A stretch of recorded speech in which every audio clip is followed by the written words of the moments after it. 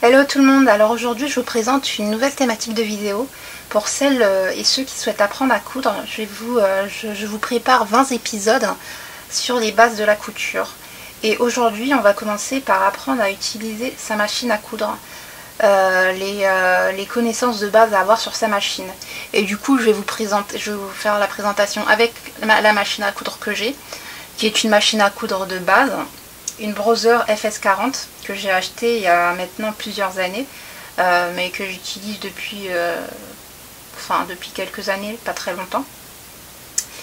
Et on va voir comment enfiler son fil supérieur, inférieur, et des petits pense-bêtes pour ne pas faire des erreurs de débutant. Donc la première chose à faire quand on a sa machine à coudre pour commencer un projet et commencer sa couture, c'est d'enfiler son fil. Alors la première chose à faire, c'est d'enfiler le fil, d'enfiler son fil pour mettre du fil dans sa canette. Alors pour ça, on met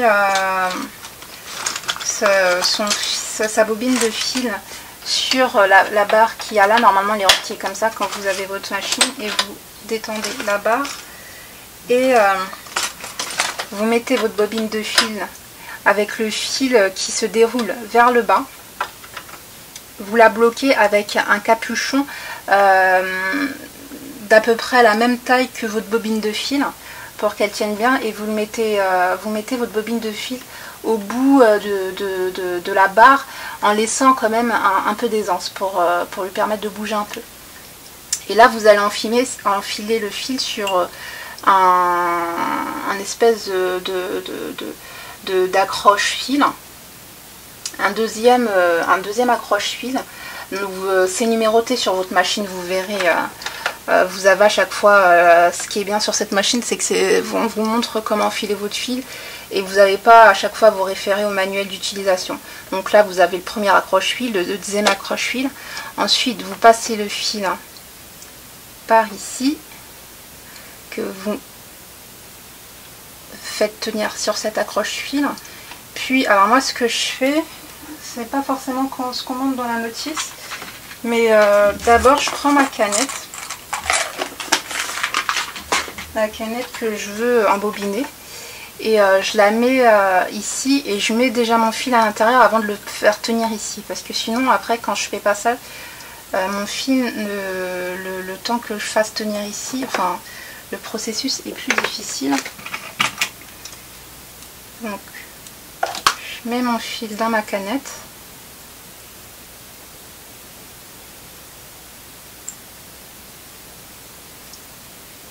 Et évidemment quand je filme, je mets 10 ans pour le faire. Je le fais tenir ici, et là en fait je fais l'étape qu'il faut faire précédemment après, c'est-à-dire que je le bloque sur ce bloc, et ensuite je l'enroule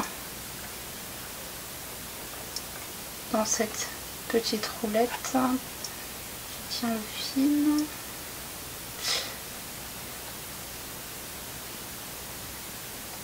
Bon, parfois ça va relativement vite et parfois moins vite. Et là c'est le cas où ça va relativement moins vite.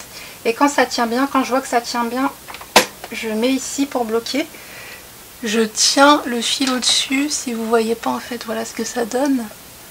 Vous voyez mon fil, je l'ai bloqué, je l'ai fait passer par là pour entourer, ensuite le bloquer là et venir le mettre là. Et je tiens mon fil au-dessus. J'allume ma machine. J'enlève la pédale en fait, parce que je vais l'enrouler de façon automatique. C'est plus simple. Au début, il vaut mieux mettre vitesse minimum ou vitesse maximum, et là vous appuyez sur le bouton démarrer et ça enroule le fil. Si vous voyez, quand ça a roulé un minimum, que vous pouvez lâcher, vous coupez la partie supérieure et vous pouvez mettre au maximum là et enrouler jusqu'à ce que la canette s'appelle.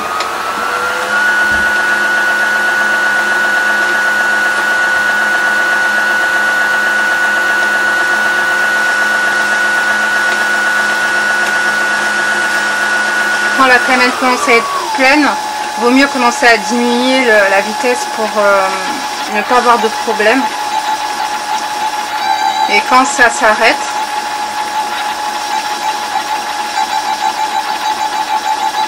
voilà, vous mettez stop, vous coupez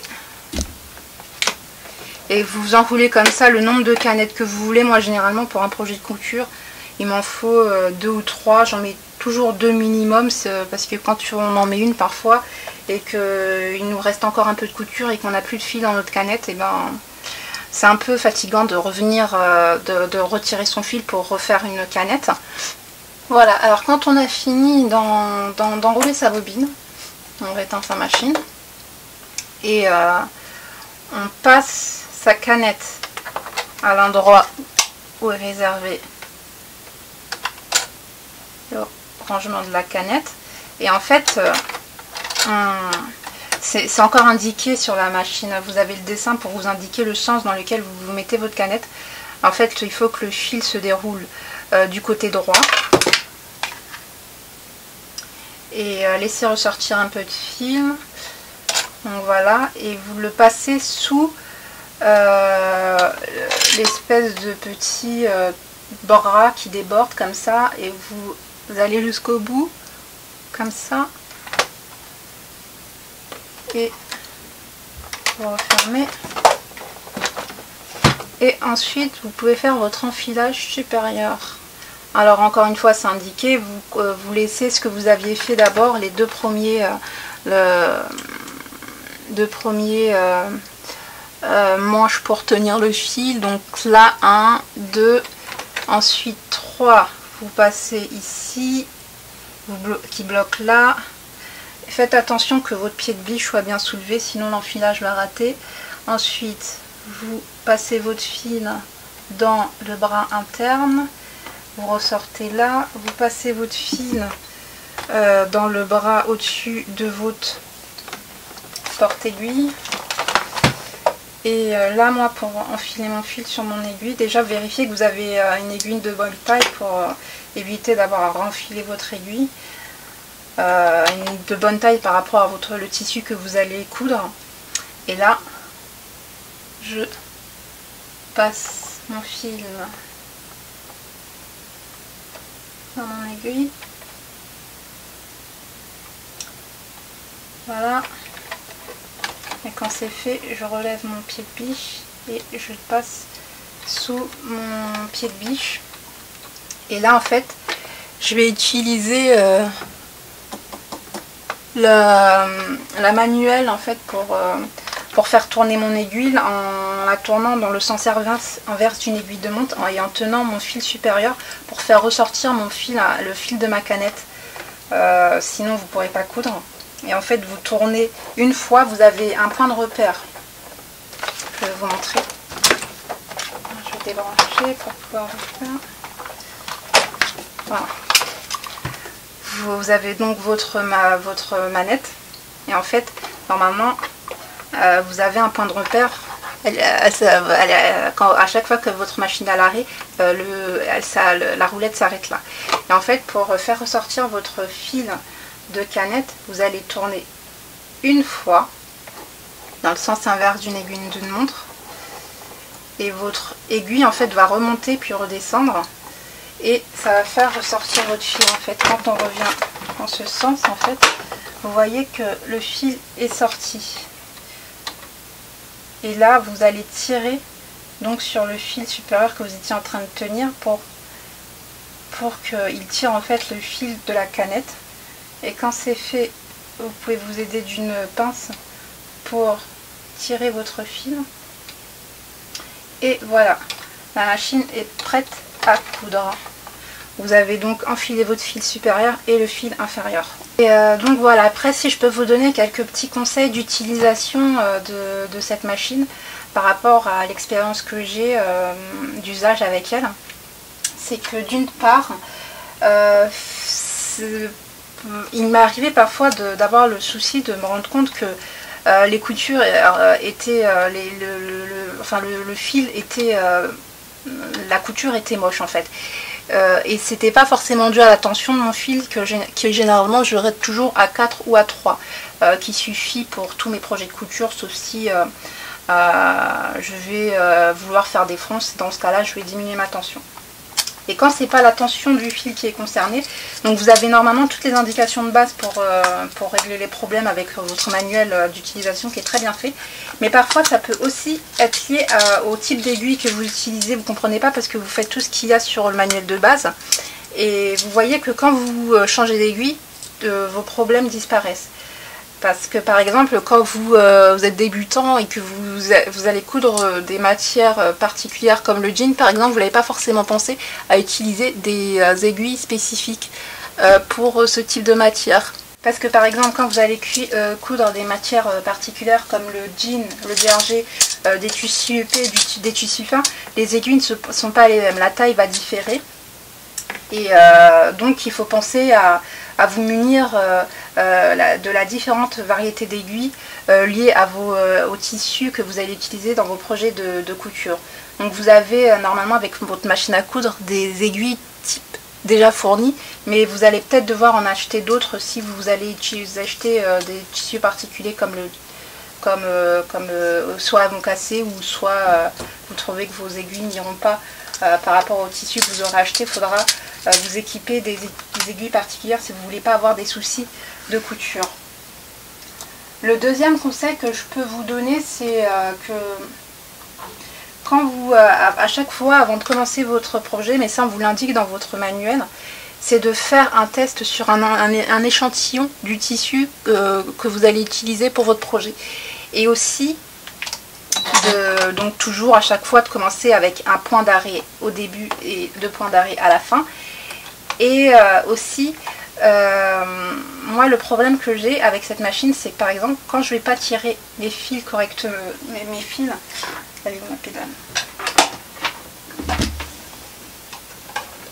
Alors quand je vais, par exemple, alors, quand je tire pas mes fils au début de la couture, parfois ça va me faire des pâtés. Là, on va voir si ça me fait un pâté. Ça me fait des pâtés, ce qui n'est pas forcément beau. Après ça c'est un point de vue esthétique, hein. Bon là ça le fait pas, mais j'ai remarqué que quand je tirais mes fils au début de couture et à la fin de couture vers l'arrière, et ben la couture du côté envers était quand même plus belle. Et dernier conseil que je peux vous donner, c'est prenez le temps de lire votre manuel de couture, le manuel d'utilisation fourni avec la machine à coudre, qui vous donne beaucoup d'informations sur les modalités d'usage de la machine. Ça m'a beaucoup aidé et qui vous permet de comprendre votre machine à coudre. Par exemple, là c'est les boutons pour régler, choisir le type de point que vous voulez faire. Là pour choisir la longueur du tissu, la longueur du point de couture, et là c'est la largeur. Donc vous voyez, vous avez différents points, en tout vous en avez 39. Moi généralement j'utilise le 0, le 0,1 bien parce que c'est pour assembler les vêtements. Après vous avez aussi les points pour faire des ourlets invisibles, les points zigzag, donc les points zigzag, des points décoratifs, des points de renfort, points décoratifs, points de renfort, et aussi les points de boutonnière. Moi personnellement je préfère le 28. Donc après à vous de découvrir ces différents points en les testant sur vos projets. Et vous avez aussi la particularité avec cette machine de soit pouvoir coudre avec votre pédale, donc en utilisant la pédale. Au début moi je cousais de façon automatique, mais je suis revenue à la pédale parce que c'est quand même, je trouve quand même ça plus pratique pour maîtriser son rythme de couture et le début et la fin, l'arrêt de la couture. Mais vous pouvez aussi utiliser le mode automatique. Là c'est pour faire descendre l'aiguille, et là c'est pour démarrer la couture de façon automatique ou l'arrêter, et là c'est le point arrière. Et donc voilà, c'est sincèrement une très bonne machine pour débutants et même pour personnes qui ont vu d'une machine bon marché et qui peut vous permettre de faire beaucoup de choses. Voilà pour cet épisode. On se retrouve pour le second épisode de la série. À bientôt, ciao.